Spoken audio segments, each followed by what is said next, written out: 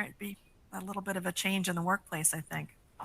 So now let's talk about leading multiple organization transformations at once. Doing business today demands navigating a complex landscape of interconnected and interdependent issues, having multiple stakeholders, agendas, understanding the various transformations that you are managing. Pacific Gas and Electric Company, whose primary business is the transmission and delivery of energy, natural gas and electric service to approximately 16 million people, has undertaken a complex transformation. Please welcome now co-presenters Alexander Vaughan-Bonterre, HRBP of Pacific Gas and Electric Company, and Rebecca Ellis, a member of the AlignOrg Solutions Organization Design Consulting Company, also a lead sponsor for our event, who together will share their experience of engaging multiple transformations at once. Welcome, Alexander and Rebecca. Thank you very much. Good afternoon. Let's see. I'm not seeing the clicker up here.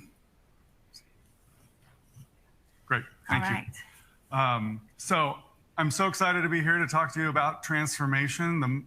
Other than being here with you, talking to you about our transformation and my wonderful co-presenter, the biggest transformation that I'm proud about today is this suit still fits after 3 years. Not so excited about having to wear socks, though. I'm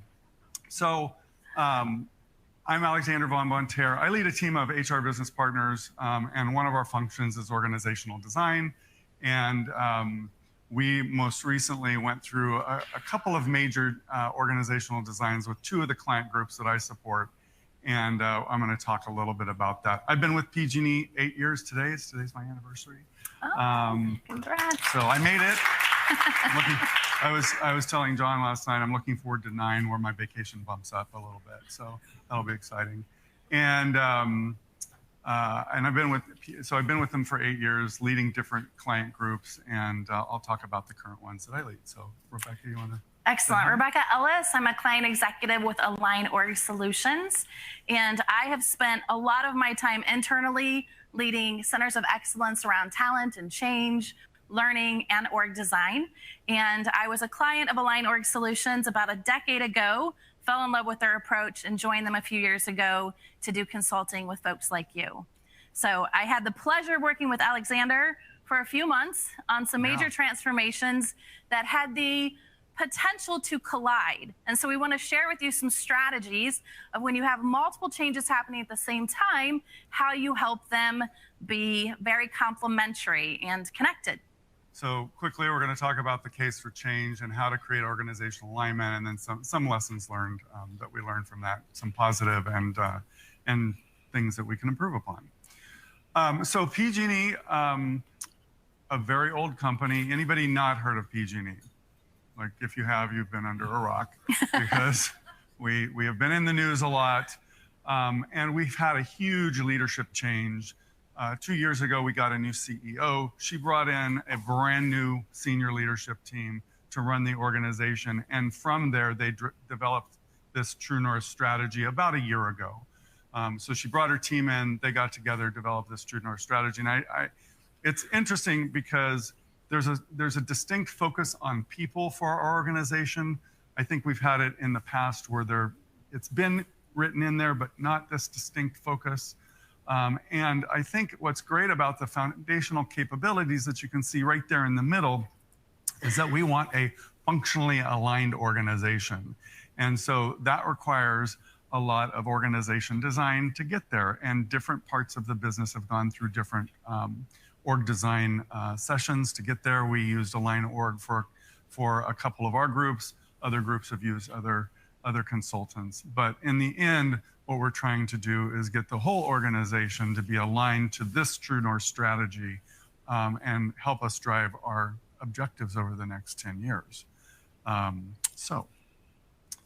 Excellent. So we'll tell you just a little bit about us. If you haven't heard of AlignOrg, you probably know us for being the Rubik's Cube people. We're not just about the toy. There is some intent behind this fidget device, and you can grab one of your own if you'd like outside. But there are really important things that we need to address in an organization transformation, specifically a redesign. It cannot only be about structure. How many of you have seen that happen? We just rewire the org chart and hope we get something different. That's actually 1/6 of what we think is important. The other 5 are here. You can go out and kind of learn more about that yourselves. But it's important that we think about how to differentiate ourselves. Our tagline is differentiation by design. We aren't about trying to copy and paste. We're about understanding your strategic intent and making every choice you can to be aligned with that. And that's exactly what we did. We started with these things. We'll teach you in a moment one of the tools. And we tried to make functional strategies, in the case of Alexander's work, that align to the true North strategy. Because only then are we going to really get a true transformation that is sustainable and moving everyone in the same direction. So a quick tip about the Rubik's Cube, get one. They're super interesting. Don't play with it because you'll never get it aligned again. You might get the colors aligned, but you'll never get the words aligned in the same way. Some may feel the same about org design. Yes. Once you start tinkering with things, it's hard to get it all back in alignment. Yeah, exactly. So to start at kind of a high level, I talked a little bit about how our CEO brought in and realigned with another consultant group her direct report structure. And I support the engineering, planning, and strategy function, as well as our customer and communications leaders. And these are the 2 organizations that we actually worked with for, let's see, we started in March and it was implemented around October. Mm-hmm. So it took quite a while to get these 2 orgs aligned. And the purpose of this was really to look at and figure out how, while our CEO got her org aligned to the True North strategy, how then were we going to take that and drill it down into the rest of the organization so that we can make sure that the functional units within the functional units are aligned to support that. And so we brought AlignOrg in, and they began to work with our customer and communications group. And I got involved a little towards the end of that. I didn't get involved in the sausage making of the org design with the customer and communications, but I got involved towards the end. And then of course, there's a whole HR implementation side of getting an org design done. I'll talk about that at the end, about how we reformed that once we got through these 2 org designs. Then around April, possibly, I think it was April or May, we brought them back to work with the engineering, planning, and strategy organization.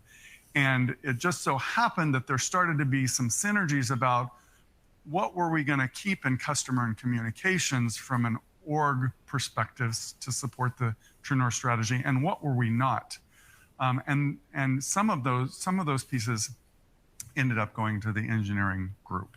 And so there was some negotiation, there was executive communication, all that stuff that we had to get through in order to get to that point. Sometimes when we give a gift of a function to another function, it is a well-received gift, and sometimes there's some work to make it fit. Right, absolutely. So in order to do that, we had to. Yes, so this is our roadmap. When we think about org design, again, we're talking bigger than structure. We want to start with diagnosing what's happening, and we use some database ways to do that and also some qualitative. We want to help us think through the strategy of the organization and what we need to be capable to deliver to achieve that strategy. We then think about that in 2 ways, at a macro level to start, and then at a micro level. When we're doing an enterprise transformation, macro could look different. That's more like the C-suite and truly thinking about your organization's go-to-market strategy. When we're starting at a functional level, the macro may be an HR department. And then micro within that may be things like talent acquisition, talent management, HR operations. We do believe you have to work at both levels to truly operationalize different choices at different levels to deliver that strategy. And our last piece is about implementing and sustaining, because this is not change for change's sake. We're trying to truly get something different out of the organization. We talk about alignment leadership along the top, which is really about being a good sponsor and thinking about how your role as a senior leader will evolve throughout this to bring others together, connect them to that idea, and keep everyone in alignment, just as it says. I should mention that this is a highly collaborative change approach. This is executives in a room together, sleeves rolled up, calendars cleared, Post-it notes on the wall, where we're designing the change collectively, and then doing that in a cascade way to bring other teams in. Journey management is just our way of managing the change, the program management, all of the fun HR activities that have to happen to literally move boxes around in your HRIS system, and the technology that likely needs to be enabled in order to make that transformation work. And so that's our full body of work. We take these on in chunks of time in hands-on design thinking types of sessions where we get those executives together and hash it out. Lots of good debates happen in those rooms. And two things that I'd like to add to that from a client perspective is, one, there's this idea of getting stakeholder feedback. And if you've worked in HR long enough, we've done death by 1,000 reorgs, right? One reorg after another reorg after another reorg. And all of that is done internally, and you're not thinking about the people that it impacts a lot of times. So there's the stakeholder feedback that was in the diagnosis piece that we were able to take and use to help inform how we would then structure the business to be able to meet the True North strategy. And there was, I think I'll cover it the next time. Perfect. Okay.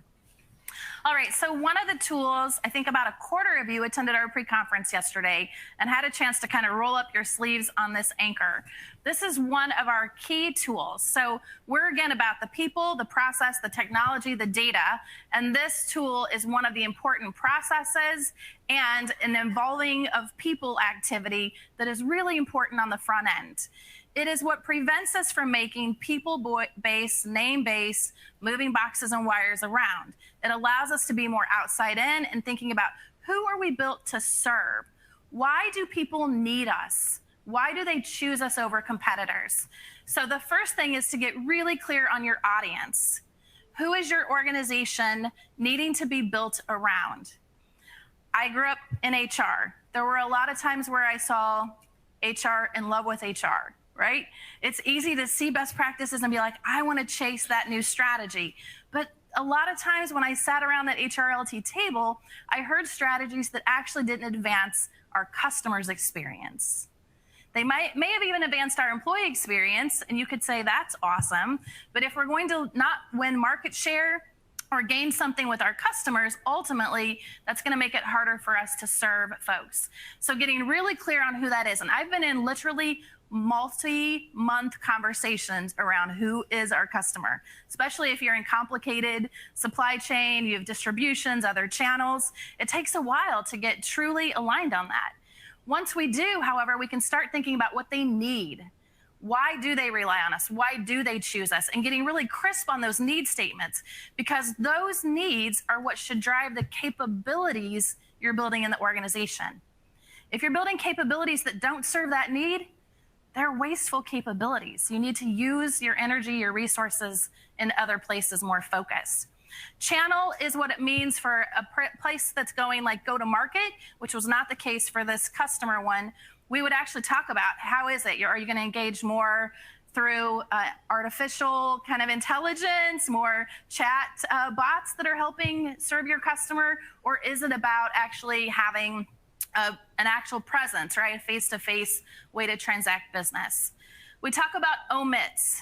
This is a secret sauce piece of what we've got going on here. If there's nothing else you take away from our half hour, we see in almost all cases, organizations don't take time to say, what can I not be so great at?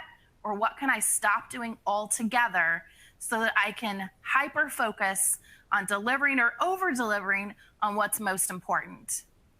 And we force a lot of tough conversation, fun ones, right, Alexander? Yeah, our company was famous for saying, we can do this and, not we can do this and we need to look at what we can't do.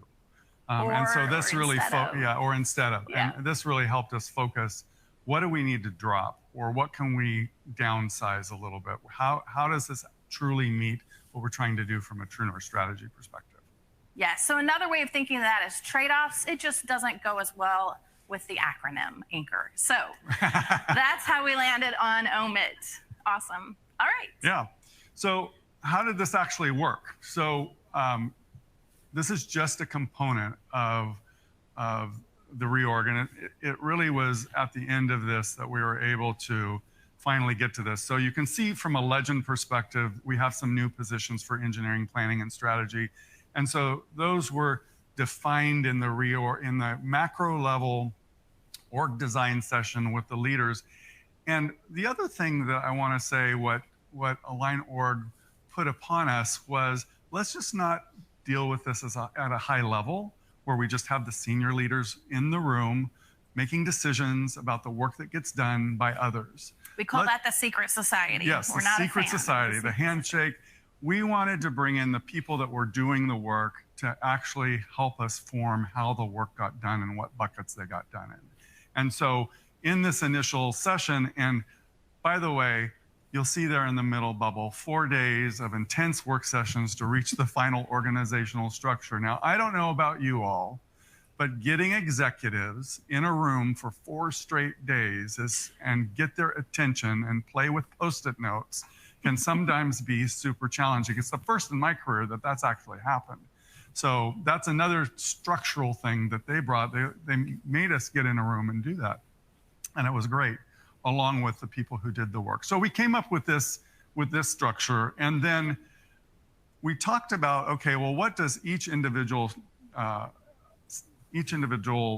direct report of the head of engineering and strategy look like? And we were able to bucket the work. And this is where you can see where there were areas from customer that we actually brought over to the head of innovation and partnerships, because it was around clean energy transportation. It was about load. And our customer is our energy users. They're the end users of electric and gas and what we produce from our nuclear plant. And we need to be able to be innovative about some of those things so we can be more relevant in the future. And so while we didn't take a deep dive into this in this macro planning session, we did need to have some level of identification of what fits in that bucket of utility partnerships and innovation. And the other things, head of electric engineering, head of gas engineering, they already had their teams formed and were looking at how they would go through their own micro design session later on with the help of AlignOrg solutions to get to a point where we were fully aligned. So this took many months for us to get there. And it's one of those things, if you think about it today, if you have an NPD or new product development team, it probably would make a lot of sense and be super logical that it sits with your customer experience group, because they're hearing voice of customer, they're hearing what's broken, they're hearing what might be future needs.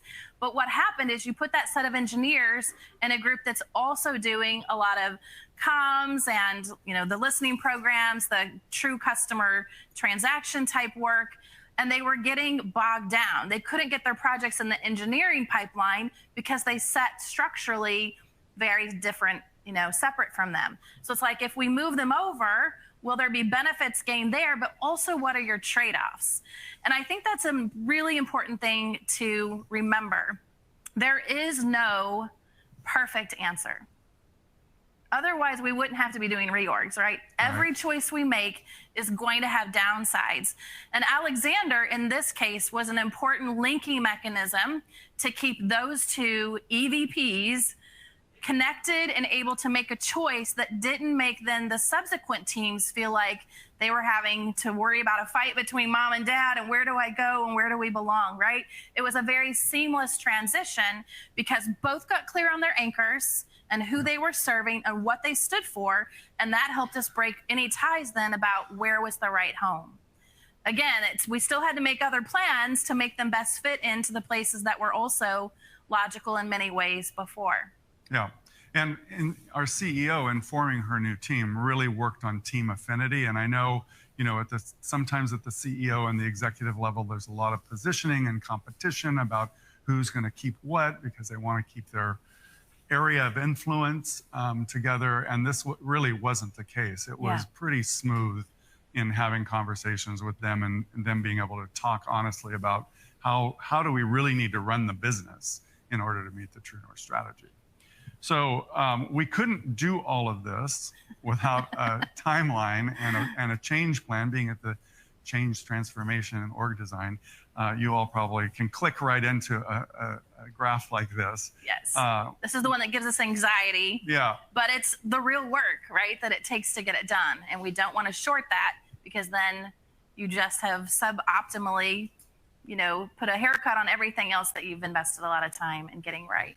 And so the top line here is really about how do we as an overall engineering group plan our time, but then how do the other functional areas underneath the engineering group then go through their own micro designs over a period of time. And some of them weren't finished by October. Some of them were finished more like the end of the year, the beginning of 2023. But we got there, and I think we've hired our last leadership in the lower levels and are fully functional now, where we can actually start getting our groove on with what we're supposed to be doing from an engineering perspective. So the funny part about that is the initial reaction after okay, we've done 4 days of amazing strategy making. We'd like to stand this up in July. And Alexander and I are like, nope. I don't know that that's possible if we go through the appropriate, cascading of this and getting the right, folks in the right roles. So we bought ourselves a little bit of time in order to get also both of these aligned. Because if one large function redesign went out ahead of the other, when it's parts of, that creates a massive communication challenge and just change and stakeholder issue. So, and I'm going to talk here in the end about some lessons learned and where we move forward from that. But it's just not moving the people in boxes. There's a whole financial ramification with big company. We have 26,000 employees.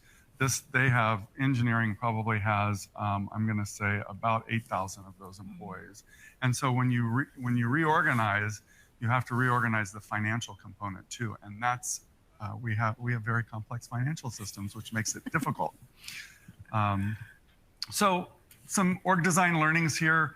The collaborative work sessions were really great. The inter-executive communications also good. Just being able to work together in a team all at once, in a room, making decisions. There's a lot of power in that. And it was great to be able to come out of that with a direction for the team to continue on. The changing time frame, which Rebecca alluded to, July 1st just wasn't going to work when we started May 1st. And so we got an agreement to bump it to like heads October in place. 1st. That was the goal. Like end result done in 2 months. Nope, that's not going to happen. Lots of complexity to this. The trade-off discussions and agreements went really well. I think even in the room where we had 4 days together, the executives were having great trade-off discussions. And then bringing the appropriate levels to the discussions, as I said earlier, was what worked. What was challenging is you've got two major functional units with their own ideas about how they want to communicate to their teams. And when you move people around, you've got to start with the individual first, then you communicate with the team, then you communicate with the broader team, then you have an enterprise communication. And so we were having to coordinate all of that in tandem so that it would happen at the same time. So it was challenging. There were different views on the change management and change journey, where our chief communications officer, our chief customer officer was really wanting to move a little bit faster because they had started earlier. And engineering wanted to do it in July, but we had postponed. So we all got aligned around this October 1st implementation date. So that was a little challenging. The changing time frame was challenging. And then, complex reorgs are truly complex, especially in our organization. I never understood how complex it was until this happened. So also what worked is we pulled AlignOrg, specifically Rebecca and Ken came, didn't Yes. he? No, Ken came. Is Ken here? Where's Yes, Ken? he is. There you are, Ken. Yeah. Hi. We pulled them back to come and work with our HR business partners on their model to just upskill them. We're not taking their model and running it through with our organizations because we tend to bring consultants in for these complex reorgs. But it's really upskilling our business partner team to help them understand the language and what questions to ask and how to push on their executives to get the right things moving forward. And then what came out of this was the whole financial piece. So I didn't really understand, even after almost 8 years of being with the company, how I know how important finance is, but how important it was to tie the financial pieces to the people moves. And so what ended up happening is we implemented October 1st, but the leaders didn't have insight into any of their budgets because the budgets didn't move, the headcount budgets didn't move, none of that moved. So I convened a task force about December, and we just finished up last month of finance, people in the business, a number of people in HR, to talk about how we can improve this. And so we've got a good plan ahead for our business partners, our finance partners, to look at, and a project plan of who's doing what and what blackout dates we have for finance, because at quarter end close or year end close, you can't move people. And so that was a direct result of going through this reorg, where we were able to make some enterprise impact on how we could make reorgs easier in the future. There's probably a whole roundtable Alexander could lead for investor-owned or publicly traded organizations that when you move a mass amount of people, it can have implications on your bottom line and the health of different teams based on the reallocation of that headcount. So feel free to hit him up for lunch for his new tip sheet on that. So that's it for us today. I don't know if you want to add anything else. No, I think you did a brilliant job of covering it. I know that we are the last thing before you and lunch, which is a late lunch, I think, for many of us. So we'll probably just plan to see you in the hallways. Again, don't feel, don't be shy about approaching Alexander. I'm happy to share also my point of view on that. But we'll be at our table during the rest of the conference, and then you'll see us around for the next 2 days. So thank you all very much. Thank you, everybody.